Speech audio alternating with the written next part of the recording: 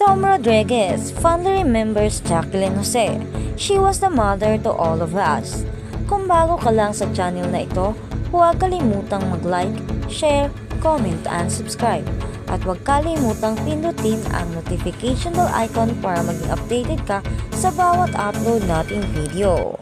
Pinahagi ni Tom Rodriguez na si Jacqueline Jose pala ang huli niyang nakausap nung nasa Amerika siya, pagkaraang lumipad siya sa naturang bansa, pagkatapos ng hiwalayan nila ng kanyang asawang si Carla Abiliana. Ayon nga sa Kapuso aktor, ang napayapang aktres ang kahuli-hulihang tao na nakausap niya noon at naging huling pagkakataon na rin na nakita niya ito at nakasama.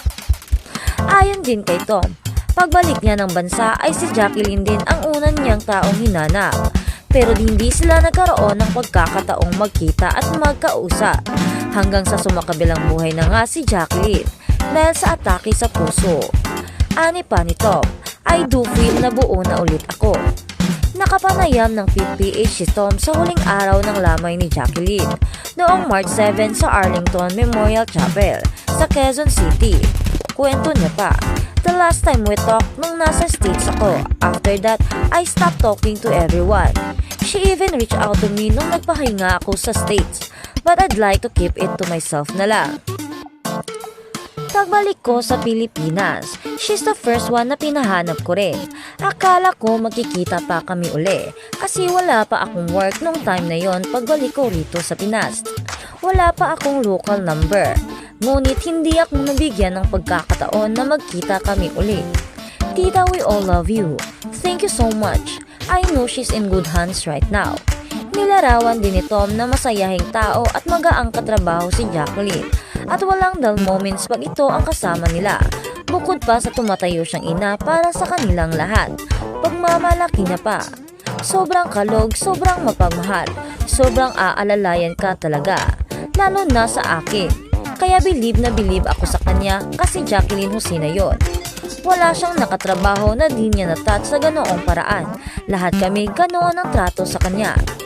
Tinanong din namin si Tom kung ano ba ang payo na binigay sa kanya ng namayapang multi-awarded actress na sinasabuhay niya sa ngayon.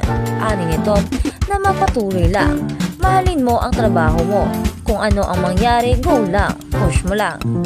Ayon nga sa Kapuso aktor, di siya makapaniwala na bigla ang pagkamatay ni Jacqueline.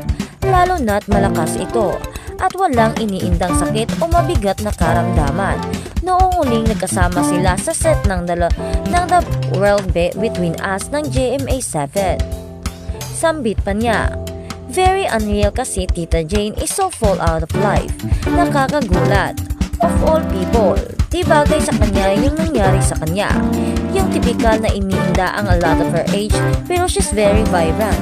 From what I remember, nagkita kami sa LA. Talagang napakasigla niya. That's the last time I saw her.